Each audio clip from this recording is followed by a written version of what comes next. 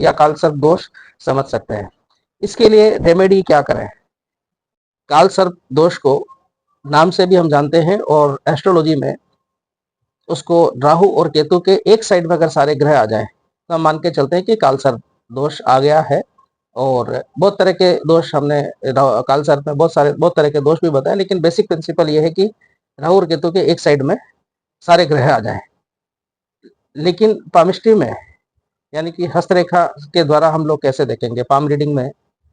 तो हमारे हाथ में जितनी रेखाएं हैं उसमें से मैक्सिमम रेखाएं हर जगह पे दो मुहा बन जाए। जैसे ये अगर लाइफ लाइन है, जीवन रेखा है, तो वो दो मुखी बन जाए। इसी तरीके से मस्तिष्क रेखा है तो वो दो मुखी बन जाए, या हृदय रेखा के दो मुंह बन जाए। अलावा उसके आप देखेंगे कि बहुत सारे लोगों के हाथ में एक तरह से जाल सा बिछ जाता है। लाइक कुछ रेखाएं ऐसे चल रही है, कुछ साथ में उनका क्रॉस भी हो रहा है, तो जाल सा बन गया है। तो ऐसे में अवश्यंभावी है कि उनको हम राहु को यहाँ पे देखते हैं, केतु को हम लोग यहाँ से देखते हैं, लेकिन इनका कोई रिलेशन हो ये जरूरी नहीं है। मेन जो चीज है वो हमें देखनी है कि काल सर्प जो है वो इस तरीके से जैसे जाल बन गया है या रेखाएं दो मुहा हो गई है अंत में जाते जाते। इसके लक्षण क्या हो सकते हैं? हाथ में है ये ठीक है, लेकिन आपके हर काम में या तो अड़चन होगी या दुश्चिंता यानी कि वरीज के साथ में गुस्सा एकदम से ज्यादा आना, एंगर इश्यूज रहेगा। प्लस काम बनते बनते काम बिगड़ जाना, न करियर में सफलता, न रिलेशनशिप में शांति। और कहने का मतलब ये है कि लाइफ में जितने भी कार्यविधि है, चाहे वो रिलेशनशिप से संबंधित हो, चाहे पैसा से संबंधित हो, ठीक है, उसमें अकस्मात कुछ न कुछ यू टर्न आ जाता है, या बहुत ज्यादा स्ट्रगल के बाद में भी सफलता नहीं मिलती।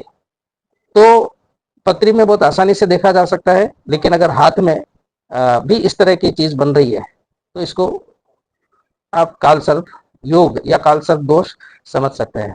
इसके लिए रेमेडी क्या करें? कालसर्प दोष की जो पूजा है वो करी जा सकती है, लेकिन इसके साथ ही भगवान शिव की उपासना करें।